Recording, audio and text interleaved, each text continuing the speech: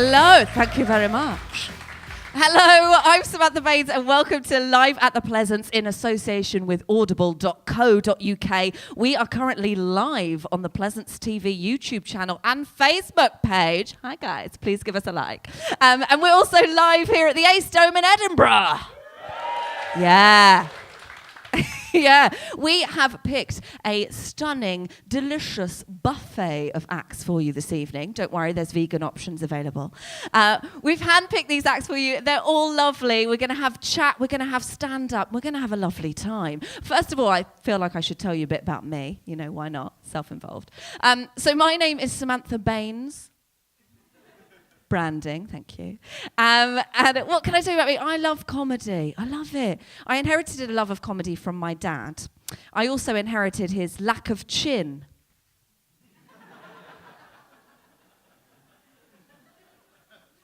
Can't wear a bike helmet, it's got no purchase. From the front, I just look like a massive thumb. Well, a massive thumb crossed with Alan Rickman from Harry Potter. There you go, any Alan or Harry Potter fans in. What else can I tell you about me? I like science and spelling and celebrating amazing women. Do you like amazing women? There's going to be a few of them in the show. I like all those things, but I found out that a woman is a lot like a man, just with a little bit more woo added. It's a spelling joke.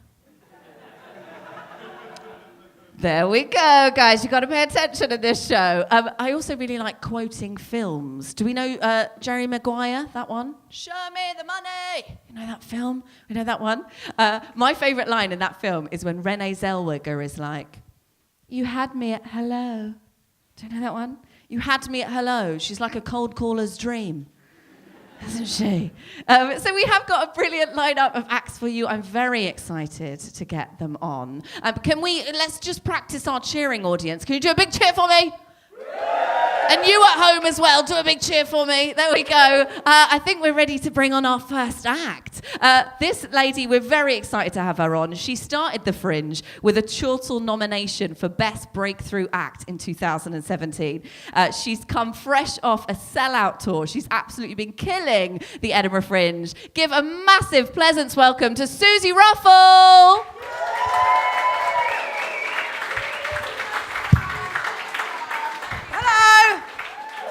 Hi, how's it going, guys? We all right? Yeah. Marvellous, marvellous. It's nice to be here. I'm Suzi. That mic doesn't go as far as I wanted it to. I'm a new mum. I'm very tired. I'm sorry, I'm very tired. Are there any mums in the room? Give me a cheer. You sound tired too. Okay. I've got a little one indoors. I've just got a very small one still. She's tiny. She's a baby. She's amazing. And we adopted her. If you're thinking of adopting, do it. It's the best thing I've done in my life. She's incredible. She's wonderful. She's marvellous. Although I should let you know, when I say adopted, I do mean bought. And when I say baby, I do mean cat. But it's a very similar. Me and my ex actually adopted her. We adopted her when we were together. We didn't break up and go, let's get a cat, because that would be weird. But now I've got this little cat. I'm single with a cat now. I like my cat. I like having a cat. She's my company. The breakup wasn't good. I had one of those. I had a bad breakup. And give me a cheer, people in relationships. I hate you all. I'm still going through the breakup. We're in one of those on again, off again relationships. You know, like together and then you're not, and then together and then. Oh, it was with a girl. In case anyone's confused, my hair is not an accident.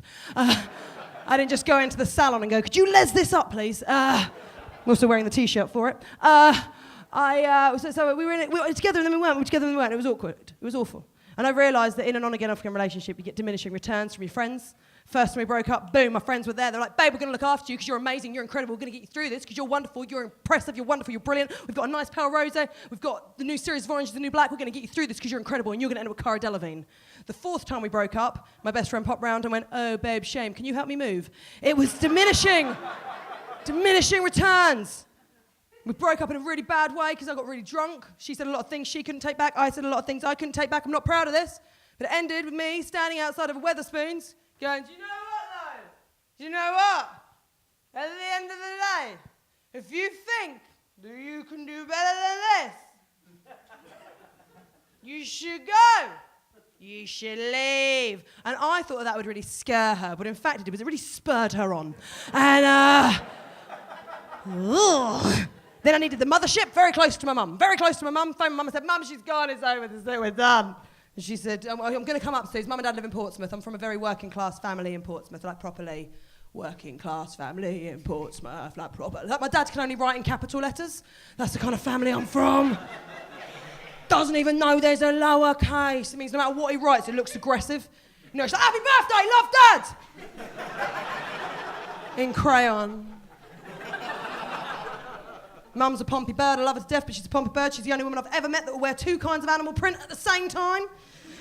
Leopard print trousers, zebra print top. Just go, oh, sod it, it's only African. So Mum came up to look after me. She came up to the flat, she came in the front door, she let herself in, she's got her own key. We're too close, it's part of the problem. And I'm still heartbroken, I'm laying on the sofa. She takes one look at me and goes, oh my God, my baby, look at you, my princess, my angel, my sweetheart, my baby girl, my darling girl, my angel, princess, sweetheart, darling, angel, princess, sweetheart, darling, baby girl. Do you think it's because you're so selfish? Like, oh, what a precise way to cut me, Mother. Thank you, thank you. So they've been very good with the breakup. They've been very good.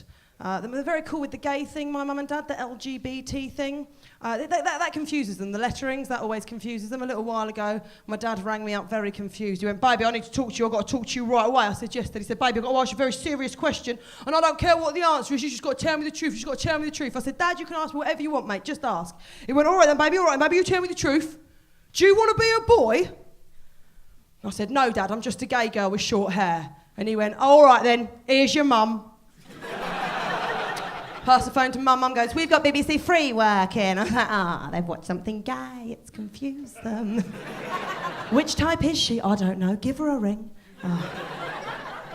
Cute, isn't it? I got a little bit of weird sort of homophobia on my doorstep the other day. I'll explain what happened very quickly. I was indoors. There was a knock at the door. Now, I've got a problem with that in that my front door is frosted glass. That means sometimes I don't want an answer whoever's behind the door. But because I can't see them, I've got to work out if I know them. So I go up my corridor doing a bit of this. No, I didn't know if she could see me. But then I worked out that she could because she joined in with my dance. And I thought, no, deal with this. So I go to the door, I said, hello. She said, hello, have you heard the good news about Jesus? I said, well, I've heard some of the news, but it's mainly the old stuff, if I'm honest. Anything new happened that I ought to be across? Now, I don't want to knock religion. This was an older lady at my front door. She said, can I have a few minutes? I said, sure. So I gave her a few minutes. Then she took a few more. Then she took some more. She took some more. And eventually I realised I had to get out of it. And so I said to her, look, love, this isn't for me. I'm gay. Because she was a Jehovah's Witness, and they're not massively into the gays, and I didn't want to wave my flag. I just wanted to carry on watching Pointless. So I said, look, this isn't for me, babe. I'm going to have to go. And she went, you're not gay, you just think you're gay. And I said, that is the same thing. And so... And then I said, no, I am gay. And she was like, no, the church will make you better. The church will make you normal. I don't want to be normal. She said, the church will make you better. The church will make you... And I lost it. I lost it at my own front door. I said, how dare you? How dare you come to my little part of the world where my love lives? How dare you come there and tell me that I'm not good enough? How dare you tell me I need to change? I need to be different. And you know what? If you think you're doing God's work, this is nothing like any kind of God's work. And I'll have you know one thing. There is absolutely nothing wrong with my brain. And then the cat meowed and I said, oh, great, you've woken the baby. Slammed the door in her face. You've been very nice. My name is Suzi Ruffell. Thank you. Bye.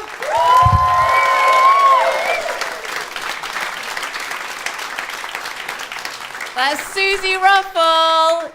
Absolutely brilliant. You can see Suzi's show, Keeping It Classy, at Pleasance Below until the 27th, and it's on at 9:45 p.m. Now, hello, it's me again, Samantha Baines. I'm on a stool.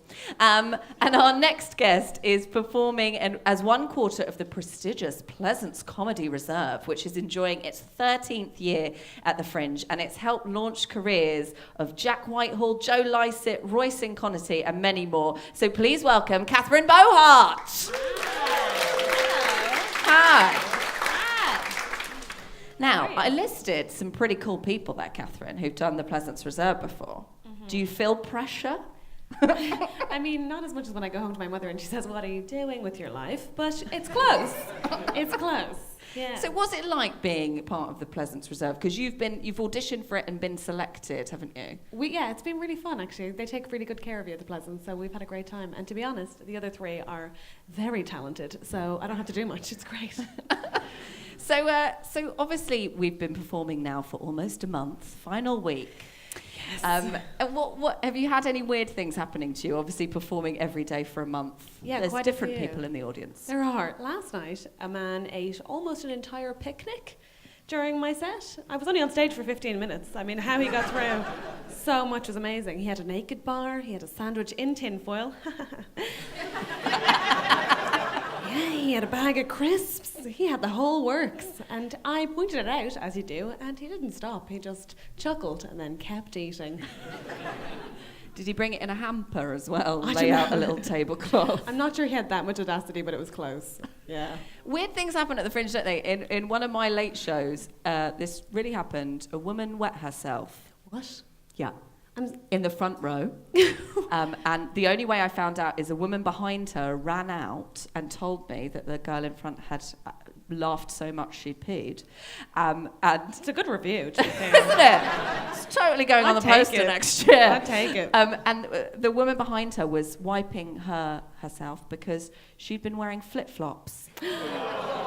But there are loos in your venue. There are loos on the way There are always in. loos in the venue. So this audience is lovely, though. We like them. I'm a No bit peeing, warier madam, now. no peeing. So not only are you in the Pleasance Reserve, you've also been doing a lot of writing for radio and TV as well. You've written for Frankie Boyle's New World Order, Radio 4's The Now Show, The News Quiz. What's that like? Is it different writing and performing stand-up? Yeah, I think, well, it's always easier to write for someone else, I think, because when you write for yourself, you can just eat the entire contents of your fridge and tell yourself you tried. And when you're working for somebody else, they expect you to produce things, which makes you much better at writing, I would say. I mean, to be honest, I've been really lucky that I've gotten to do all of that. I think writing for radio is a great place to start because you get lots of practice. And also, if they don't put it on, it's fine because they have 8 other people doing the writing too, so there's not as much pressure. So it's great. Ideal. Yeah. And because you've been very busy, you've only started, how long have you been doing stand-up? 2.5 years. 2.5 years. And you've already been in the final of the BBC New Comedy Awards, Funny Women Awards. What have you been doing? What have you been eating in your fridge? Can I have some? Everything.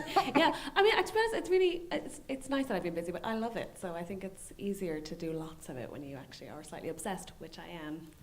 So finally, what's your favourite thing about stand-up comedy? Just one quick, what's the favourite thing about performing stand-up? Is it Everyone me? has to listen. No, that's a terrible reason to do anything. My favourite thing is that you can fail on stage and then still go to work tomorrow and everyone acts like, well, they haven't seen you, so it's fine. So you can just get a new start every day, which I like. Great. What a rubbish answer.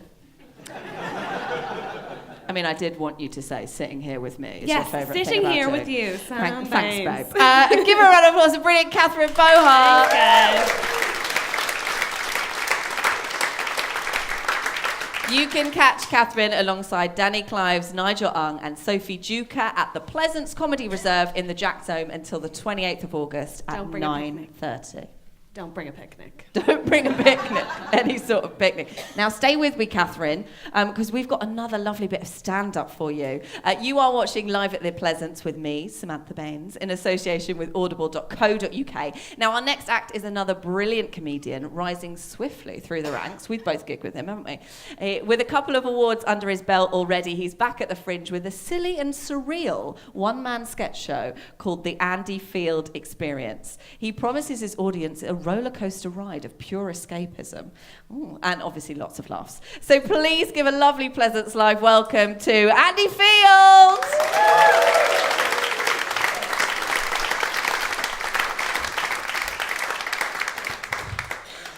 Hello. I was watching The Exorcist the other day. Have you seen The Exorcist? Doesn't really matter. There's a line in The Exorcist where she goes, your mother sucks cocks in hell. And you're supposed to be like, oh my goodness. But I think that's okay. It's all right. No, it's bad, but it's just not the worst thing. I mean, you just got to think of it as like, I love my mum. I don't want my mum to be dead. And if my mum is dead, I don't want her to be in hell. But if you are dead and in hell, there are worse things to be doing than sucking dicks. Come on. Surely. In the place where the bad things happen, you know? There's a million people burning for eternity in a lake of fire. My mum's sucking dicks. Good for you, mum. Well done. You couldn't have done everything wrong, you know? Most of it. I'm just saying you're not on the lowest level of hell. There's some sunlight filtering down, I don't know. Also, if you're doing stuff in hell, you're doing it because you didn't like doing it when you were alive. And that's comforting to me. Do you know? Like, I'm a feminist. Ladies, own your sexuality, do what you like. But if you're my mum, don't suck dicks. How dare you? Come on, Lindsay, you're better than that. I think it would be more disconcerting if the girl from The Exorcist was like, your mother's not allowed to suck cocks in hell. And you go, whoa. Hang on a second, how much does my mum like sucking dicks? That's crazy. It's going to be her number one punishment. What? Get to hell and they're going to be like, with your whole life taken into account, all your likes and your dislikes, your number one big thing? You're not allowed to suck dicks anymore. No! It's my worst imaginable punishment.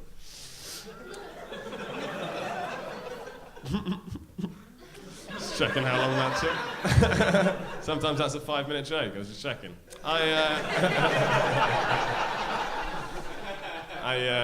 I like to think the guy who invented the wardrobe and the guy who invented the hospital gown were rivals, and they had to present their inventions on the same day. It was like, all right, Dave, you've made a wooden storage container for clothes. What's that called? Oh, it's called a wardrobe. Cool. Steve, you've made a robe to be worn on the ward in hospitals. What's that called? Oh, it's called This Is Fucked. All right? It's called Why Does He Always Get to Go First? It's called a hospital gown. Eat shit. I like to think the guy who made the umbrella was going to call it the Brella, but he hesitated. It's a good invention. What's that? One man clapping's the right amount. You're right.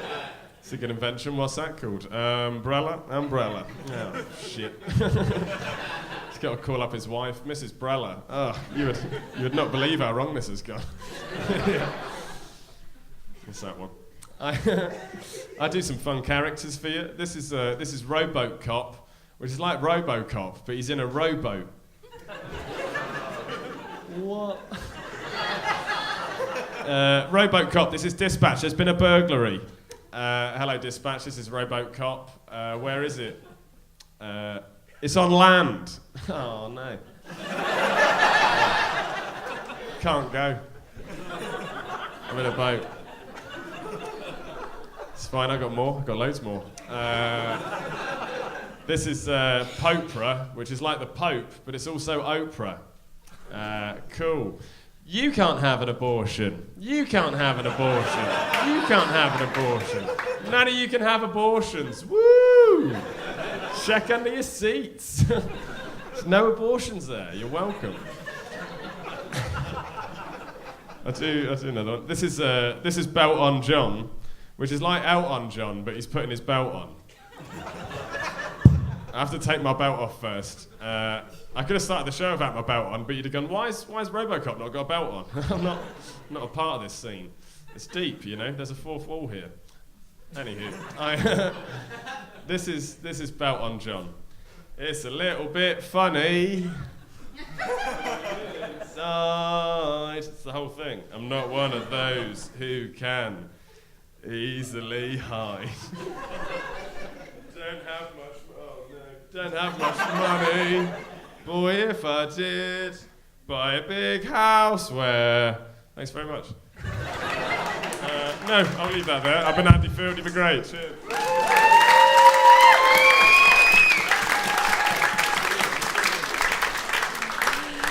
Andy Field there with some excellent dick chat. Don't miss Andy's unique new show, The Andy Field Experience, at the Cellar in the Pleasance Courtyard until the 27th of August at 9:45 p.m. Now, I'm delighted to be joined by the rather fabulous Joe Sutherland. There you go. How are you? Very well, thanks. I was just going to answer you, but this was down here. So, yeah, I'm doing great. Now it's the mime portion of the show. That was really bad mime. Okay. So, Joe, you've described your show as being about confidence, the Spice Girls, and homophobia. That's quite a lot to cover. It's such hack trio of topics, isn't it? Everyone's doing that this Everyone. year. Yeah, Spice Girls are a common theme throughout the show. They were sort of my icons growing up, and I think they gifted me with self-confidence to overcome homophobia. Oh, you've seen the show now. Sorry, you might as well not come. Don't come. So, obvious question, which Spice Girl would you have been? Jerry. Straight in with that. Sorry, other Me four. too. Catherine, Oh, would you? I wonder why. Ginge. I think I would have been Scary. Ah. But have you ever met any of the Spice Girls? I have met Jerry. Oh my God, it was insane. So she is an ambassador to Childline, and I was at Childline. Not spy, I'm like a good person. And not a child. And also not a child.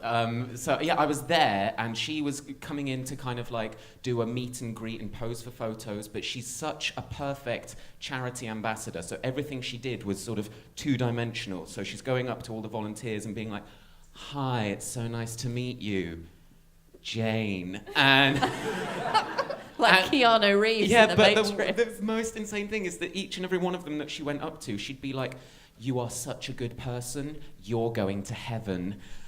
Jerry, I don't think that's your call. Like, you think you're God. So it really shattered some illusions for me. Yeah.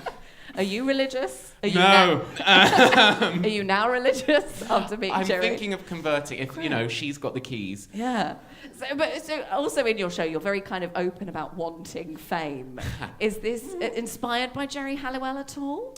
Yeah, well, it's maybe more inspired by a poet some of you may have heard of, Kanye West. And I don't know, it's meant to be like a kind of like really over the top, like quite tongue-in-cheek stab at saying like, come on, if no one else will big me up, I might as well do it. And I think it's a gift to kind of like let other people say, oh yeah, I'm pretty good too. Like, let's all just be really good at being ourselves. It's like, I don't know. For me, that's what I get from Kanye. Anyone else? You're like, no. Other people have got some other things from him. But I'm not talking STDs. So what? I've got other things from him. You know? We had cock chat earlier. So what would you like to be known as being famous for then? If you want this fame, The winner of Love Island. Yeah. Who is your favourite couple? I didn't learn the names. I just looked at their faces and bodies. What was the one that began with a K? Kem. Kem. There we go. Cam and You'd be a Amber. couple with Kem. Yeah, probs. Well, he's the one performing with Stormzy. You could get involved. You're way too tall for him. Am I? Is he short? Yeah, he's 5'3". quite short. I mean, I don't really know. Who knew there'd be so much Love Island chat in the Pleasance Dome? God, I really didn't realise. Because He's really quite short. Okay, so it shows Jerry. It's fine.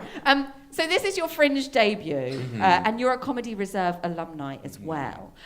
Just really quick, like, what do you think being part of the Comedy Reserve did for you that kind of made you feel like you were ready for your Fringe debut this year? just the chance to like be here for a month and kind of learn the ropes a little bit and watch loads of other stuff for free. And yeah, you should all audition, guys. Great. Love a bargain. Yeah. That's all I wanted, really. Yeah, so you just kind of like see how other people are approaching it, learn the ropes, get some tips. Really great. Oh, brilliant. Well, you can see. Well, let's thank Joe Sutherland. Oh, thank you. Everyone's busy Googling Kem from Love Island. You can see Joe Sutherland. His show is Model Actress, and it's on at that in the Pleasance Courtyard at 10:45 p.m. Thank you very much to Joe and Catherine. Thank you. Let's go. So we're going to head back to the stage now. After taking a year off, having a breakup and a biological revelation, ovaries. Our next act is back at the Fringe with her deeply personal show, Egg Time. I've seen it. It's very good. You should check it out. It's every night at 8:10 at the Jack Dome. She's an award-winning, hugely talented musical comedian and actress, and she lives with Suzi Ruffell. So please welcome to the stage, Jenny Bede.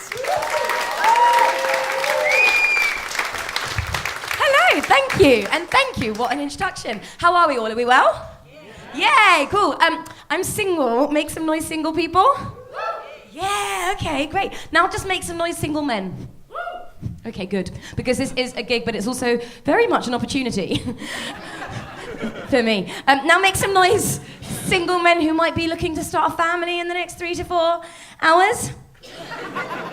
And that's the problem. That keeps being the problem. I recently came out of a long-term relationship. I broke up with my partner of 6 years because I wanted a baby and he didn't love me anymore. So he didn't want a baby either. And it's just one of those things, it's not the easiest thing to meet in the middle on, you know? It's not something that you can easily compromise on. It's not like, right, you know when you go to a restaurant, right, and one of you wants like a bottle of wine and the other one wants just a glass of wine, and you go, oh, do you know what, fuck it, it's Tuesday, let's have a carafe. It's not like that. You can't have half a baby. It's more like, right, when you go to a restaurant and one of you wants a bottle of wine and the other one says, oh, for fuck's sake, Jenny, can you just have a Diet Coke, please? You're such a dick when you drink, you have to do it every night. Wasn't just the baby, there were other issues. And yes, he was Scottish, thank you. That's hit and miss, that one. But it's fine, you know, it's fine, we're moving on. One of us has moved on, he's moved on. He's got a new girlfriend, which is great. But I noticed something recently, right? I was on Facebook, or as I like to call it, other people's children. And that's all it is, a bunch of show-offs. And I've realised something, right? That every single man I have ever touched in a sex place, right, is now married with children. But not to me. It's like a special gift. Like they'll go on, like we'll have a pretty unfulfilling relationship. I will teach them how to be just like a basic human being, really. And then they will take that knowledge and apply it elsewhere. I'm like a training academy. But if we can start the track, please. It kind of makes me feel special, so I've written a song about it. Thank you very much. A bit more music, thank you. I won't be your first, I won't be the last, but I'll be the last before the last.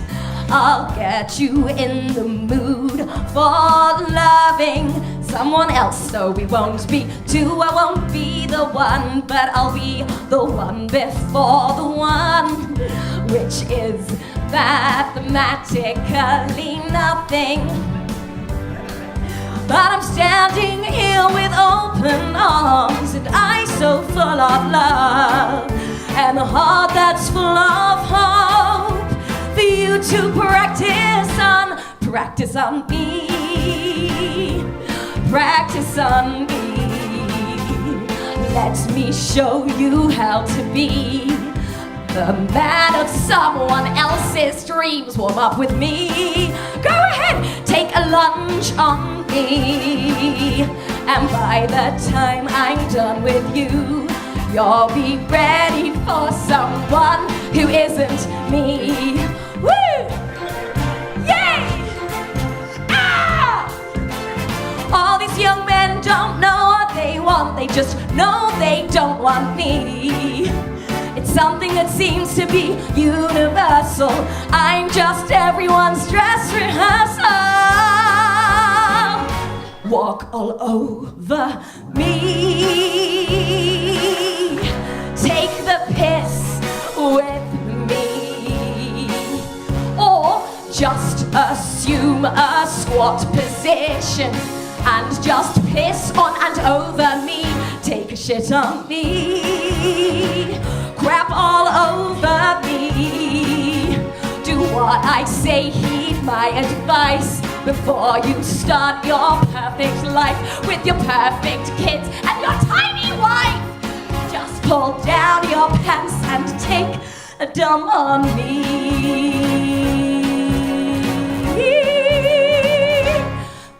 Thank you. Thank you. You've been very lovely. I've been Jenny Bede. Good night.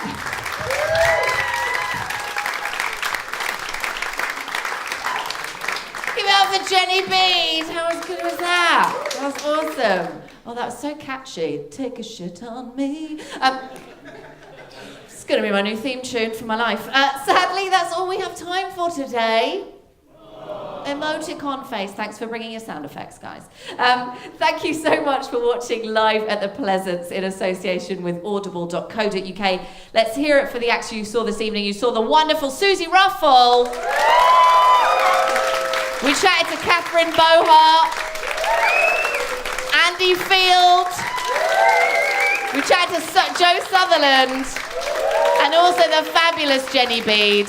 I've been Samantha Baines. You can see my show, One Woman, a High Flyer and a Flat Bottom, every day at the Pleasance Courtyard at 3:30. Actually, you can't, guys, because it's sold out.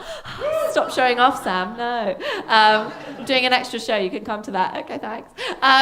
It's on at 11 a.m. on the 26th of August. So...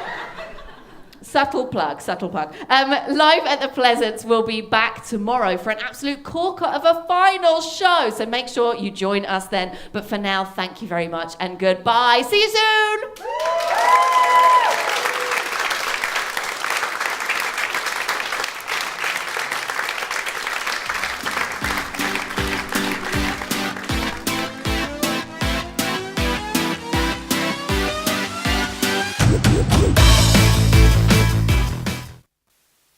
I've always been a worrier. As a child, I remember hearing a joke about a chicken and panicking. Did he make it across or what?